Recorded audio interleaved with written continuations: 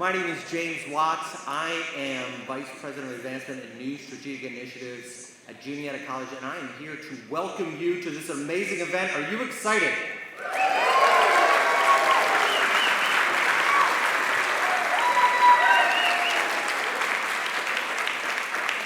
Oh my gosh, choir. That was great. I was ready for them to be like, oh, come on. I was going to beg for a larger prize. Does that make you nervous? No, not at all. They're professionals. I am so excited to be here. I am so excited to welcome you to this amazing event. We are going to get right to it. We are here to celebrate the recent renovations and to pay tribute to the generosity of many that made this possible. And to help me do that, I want to introduce you to a very fun guest speaker. So last night, we were walking down to Ellis Hall together with our good friend Clay Cooper. Clay, where are you? Are you? So one fan, Clay. We were walking with Clay Cooper, and Clay was telling us, we're all friends, so all of us, right? So Clay was telling us a little bit of an irreverent story when he ran into some trouble with the JCPD when he was a student. And Reverend Lauren Zaganis Cohen, class of 2011, she said, Jim, that's what it was like when we were here. We had a lot of fun on Saturday night, but every Sunday, we were at Stone Church in the morning. And that is the treat that we're going to get to experience today. So today, we are honored to have Lauren as a member of the Juniata class of 2011, an ordained minister in the Church of the Brethren, and currently serving as the Religious and Spiritual Life Officer Coordinator at Bucknell University. Here, she's going to share her perspective. Lauren's experience in the arts exemplifies the transformative power of this building. This building that has brought and continues and will continue to bring generations of Juniatians together. Please join me in welcoming Lauren to the stage.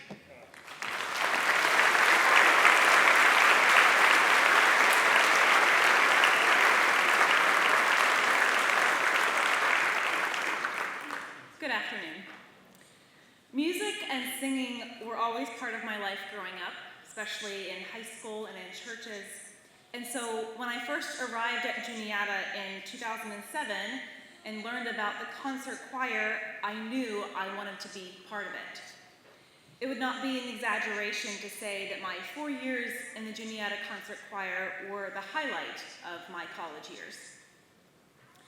Singing in the concert choir under Russ Shelley were some of the most musically challenging, yet deeply rewarding and educational experiences of my life. I found that so many of the things we learned in the choir were lessons that would apply to life well beyond the context of rehearsals. Expecting us to use those study tracks to learn the music before rehearsals was an exercise in self-discipline and responsibility to one another. The work in rehearsals of creating those intricate harmonies together taught resilience and the power of teamwork. I know that personally during our international tours, the exposure to various languages, cultures, foods, and the hospitality of the host families and the host churches on those trips, they opened my eyes and expanded my worldview in ways I never would have imagined. And of course, the community and the bonds that were formed within the choir helped me find a place where I knew I belonged, no questions asked. As we all know, the remarkable and the beautiful thing about music at Juniata is there is no music major at Juniata. So every student who participates in the concert choir, the choral union, the orchestra, the wind symphony, or other instrumental ensembles is doing so not because they plan to make a career out of music, but because they love it so much that they can't imagine their college experience without music. This is another lesson that the musical arts at Juniata teaches. the value of devoting yourself to beauty, not just because you expect to be the best at it or to make the most money out of it, but because you love it. A few years ago, I read a book by Stacey Horn entitled Imperfect Harmony: Finding Happiness Singing with Others. In it, she writes about something special that happens when you sing or play an instrument in harmony with other people versus doing it by yourself. She compares it to falling in love. When you found harmony through singing or making music with others, you don't disappear within the group or within the person that you love. When you found harmony, just like when you found love, you become more present and more reverberatingly alive. This, for me, describes perfectly my experience of the choir at Juniata. It also describes perfectly why making music with others is so deeply moving. It's something that makes us come alive and live in the moment in a way that few other things in life can really do in quite the same way. After Juniata, wherever life has taken me, I've always prioritized finding a group to sing with. Not only did I want to keep music and singing in my life, but I also was seeking that community that's created when people make music together. When I was in seminary, it was our chapel choir. In the various states and communities where I've lived over the years, I've always found or been a member of a church where I could join the choir. Right now, I live in Lewisburg, Pennsylvania, where I sing in a women's barbershop chorus and a quartet. One of the reasons I was drawn to this style of singing is that barbershop music is, by definition, something you cannot do alone. It's something you must do with 3 other voices along with you. Choral singing is the same way. A soloist is not a choir. A choir is, by definition, something you cannot do alone. And I would argue that a chorus or an orchestra or a band can make an even more beautiful sound than a singer or a musician can make by his or herself. The life lessons that we learn by singing or playing music together are manifold, but one of the most important lessons is this: life is better with others. Life is better with community. Life is better when you are journeying alongside others, finding the ways that you harmonize and blend with those around you, occasionally sitting in tension and dissonance when necessary, but always listening to those around you and seeking the beauty in what we can make together. I will forever be grateful to Juniata, to the arts and to the music programs, to Russ Shelley, to the Halbritters, for making it possible for these lessons and this love of community through music to be instilled in my life and in my heart, and in the lives and in the hearts of so many others. Thank you.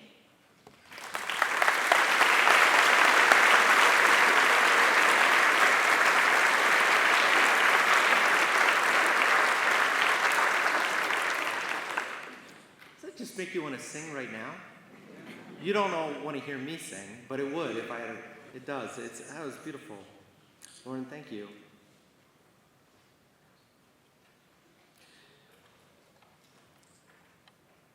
I was talking to a friend of mine about what I was going to do this weekend, and I told him we had to go to a rededication. And he said, "Are you renaming the building?" And I said, "No, we're not." And he said, "Well, what are you rededicating?" And I was like, "Well, we're redoing the building." And he said, "Well, you have different donors." And I said, "No." And he said, "Well, wait a minute. What kind of donors give to the same building twice? Like, who renames a building but keeps the same name? Like, what's the..." And I thought about it. It was kind of weird, right? But the unique thing about it is that is quintessentially Barry and Marlene. The conversations that I've had with them over the years, it was never about recognition. It was never about building a building. It was about how they could impact students, how they could impact our community, how they could bring us all together, how they could do that through music and the arts in a way that we find community and we find impact with one another, how our hearts can be shared through a passion that we share together. And it has been a long journey, hasn't it, to get to this place? It has been. We had lots of iterations. We had thoughts. Should we be an addition? Should it be another building? Should we be someplace else? What should we do? But, the great thing about this is, Barry and Marlene have been connected and connected to Juniata for a long time. If you talk to Barry and Marlene for just a minute, he'll bring up the story.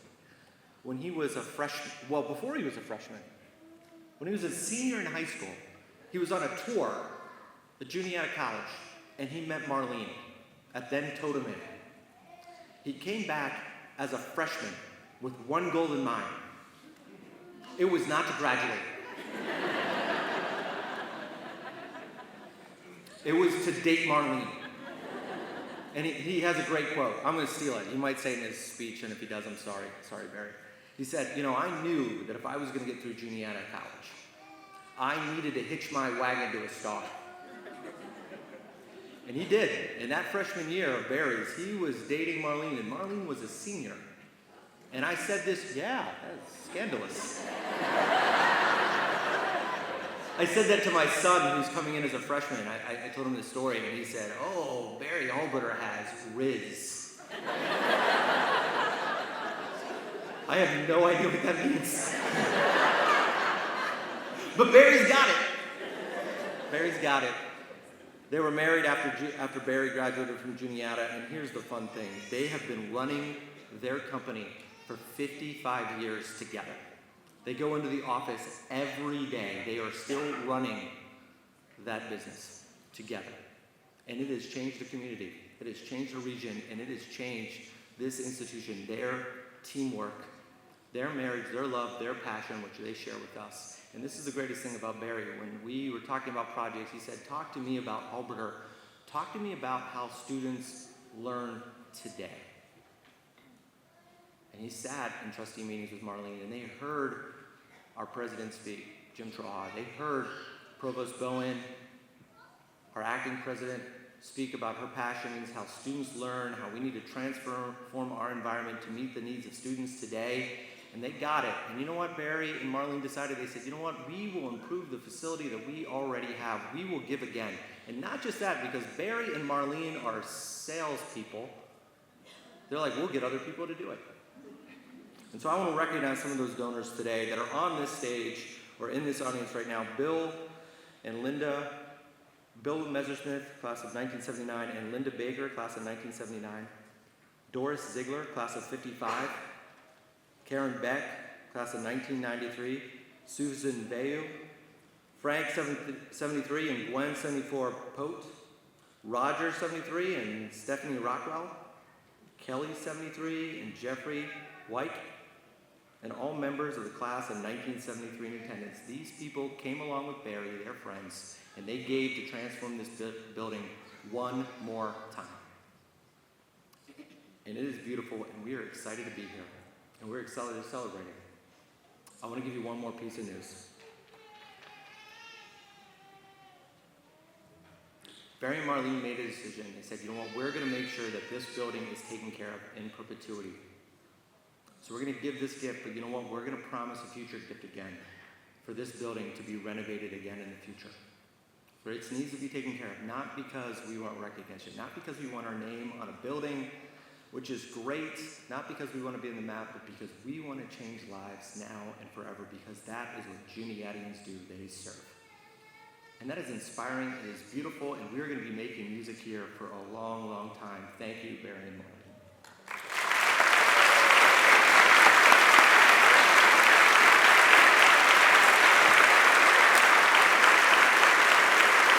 Barry and Marlene, let me come up here.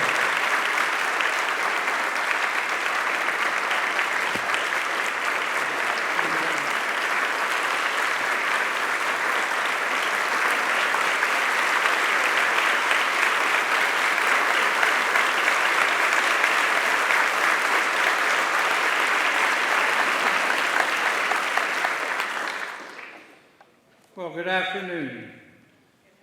Marlene and I have a firm belief that the measure of our lives is not its duration, but indeed it has been our continuing desire to give back so that others who follow will have the benefit of our living legacies. We both have a love for the arts and have made a lifetime commitment to the advancement of the arts. Today, as we rededicate the Halbritter Center for the Performing Arts, we are thrilled to see the state-of-the-art facility, which you see has new seating, expanded stage, new draperies, state-of-the-art lighting, projection, and sound system. It also includes 3 practice rooms, a new recording studio, and office. This facility is truly a flagship for other institutions to envy and a magnet for the present and future students of Juniata College to further develop their skills in vocal, instrumental, and theater performing arts. Marlene and I are thankful for all the other individuals who have joined with us through their financial support to make this dream become a reality. We are also thankful for the college staff, designers, and contractors for their many hours in making this dream come true. But most of all, Marlene and I are thankful for all of you who are here today to celebrate with us this special occasion. Thank you.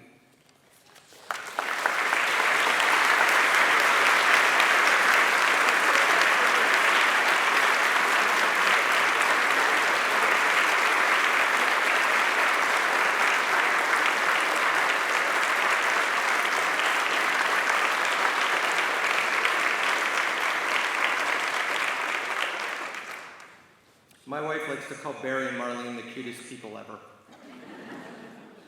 Every time they speak, she always goes, "Oh, they're the cutest people ever." But she whispers really loudly so everyone hears. It is my unique honor, one more time, I got to do it a lot this weekend, but it never gets old, to introduce my good friend, our leader of this weekend, who's done an incredible job.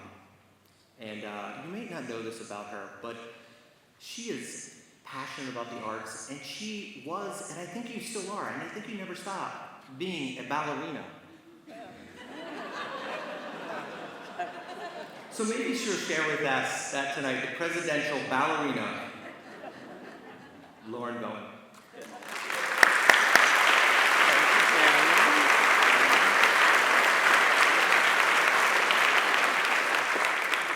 Well, good afternoon, everyone. As Jim said, I've had the honor and the privilege and truly the joy of being able to serve as the acting president at Juniata this semester. Jim Troho returns in a couple of weeks. I know he's with us in spirit today, and he and I together are deeply committed to the liberal arts education that Juniata provides and the centrality of the arts to that. Others have said it, but it is worth saying again, this would not have been made possible without Barry and Marlene Halbritter. Their vision, their passion, their commitment for ensuring the vibrancy of the arts in contemporary ways is so deeply appreciated by all of us. Thank you again, Barry and Marlene.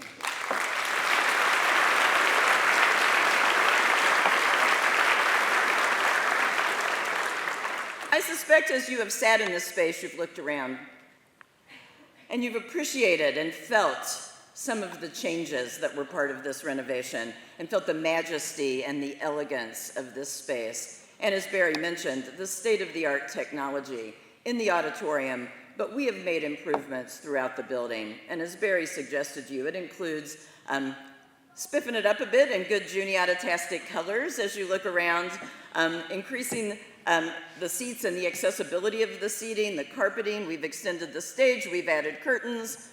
The tech booth was moved to the back, as you may have noticed, along with new lights, audio, and visual as well as, and this isn't as apparent to you today, seamless live streaming availability. So we've tried to, of course, preserve the integrity of this building while making it current and preparing it for the future with electric blinds, a new projector, revamping the lobby.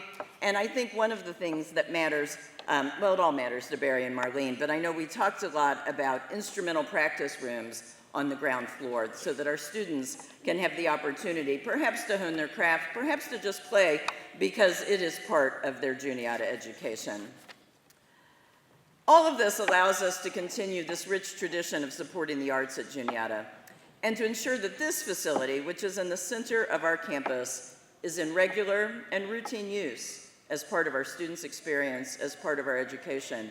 And it also gives the broader community the opportunity to enjoy the arts. You may know that this building was first opened in 1940, and we used it primarily as a lecture hall in its early years, given the available space, as well as concerts and performances. But when we added Alumni Hall, it became a venue primarily for the arts, and that energy permeates it.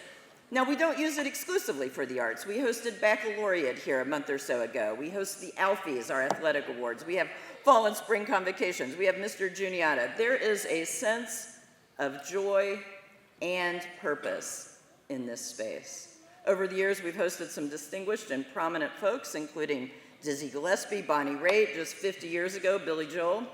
This spring, as we reopened this space, we had the Canadian Brass perform on this stage. All of that matters, but what matters most, I think, is that this space, this vision, this commitment provides our students with the space and the opportunity to explore and celebrate the arts and their own artistic expression and commitments. Just this spring, I had the privilege of listening to our jazz ensemble, our orchestra, our wind symphony, next door our theater ensemble, our dance troupe, and of course, our concert choir. I'm going to paraphrase W.B. Yeats just a bit when he said this when he introduced the poetry of William Blake. All worthy things and all worthy deeds and all worthy thoughts can be works of art or imagination. But what I would say is that our celebration of and our commitment to the arts allows us then to inspire moral imagination in our students and in our community. And that kind of imagination fosters creativity, which helps us all to find better ways of being. It encourages a form of empathy that allows us to be kinder and more loving to ourselves and to each other. That is the essence of our mission, and it is the purpose of liberal arts education. And I can think of no one at Juniata who better embodies this commitment to truth, to beauty, to creativity, and to imagination. And he has nurtured it in our students and our broader community as the Elma Stein Heckler Professor of Music and Chair of the Department of Music since 1990. Please join me in welcoming our concert choir director, Dr. Russ Shelley.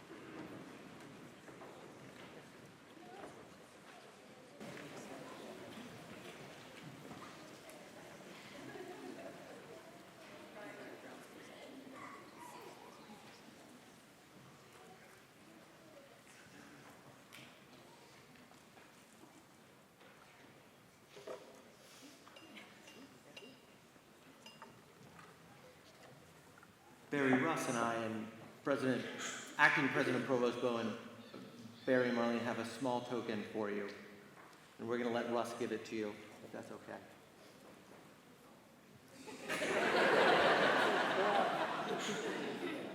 It's safe, Russ.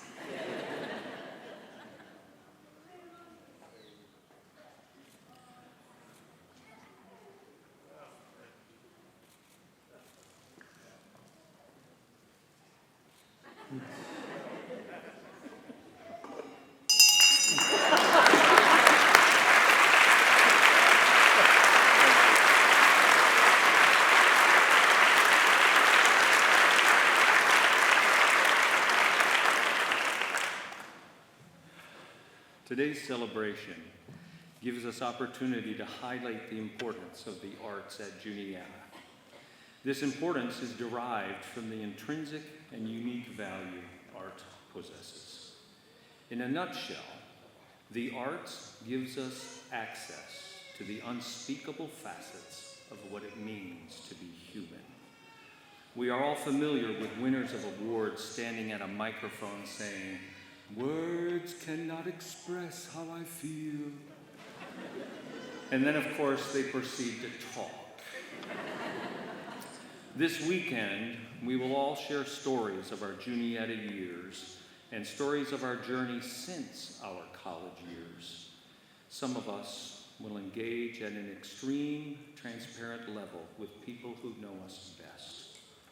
In those stories and transparency, there may come a frustration that all the words in the world are inadequate to communicate the depth of what is known, felt, and understood. That frustration points to the need for art. To paraphrase, art begins where words end. Just as word definitions, phrase meanings, cultural subtleties, and hidden meanings must be learned, so too art's syntax must be learned. It's here in the teaching and learning of how art means that the arts flourish at Juniata. We were made painfully aware of art's value when in the spring of 2020, the performing arts were suddenly halted. That dreadful spring semester and the following academic year solidified the value art holds. It is quite true that absence makes the heart grow fonder, and needless to say, it'll be a long time before we take art for granted. It was during these COVID rehearsals that Juniata's concert choir began to learn Eric Sessenwald's piece, Only in Sleep. I say rehearsal quite loosely. Imagine 40 students equally distanced throughout this entire space, singing in their own bubble, unable to hear more than the person closest to them, and all the time knowing their work would never be shared with an audience. Not fun. The soloist for this piece was Lillian Durbin. Only in Sleep is performed today as a reminder of how precious the arts are. Lillian, you finally get to perform this piece. Thank you for your work. Because of Juniata's commitment to the arts, because the arts are so critical to the human experience, because we cherish the privilege of creating and sharing art, and because of our gratitude for the generosity of people who understand all of the above, we dedicate today's concert to Marlene and Barry Halbritter.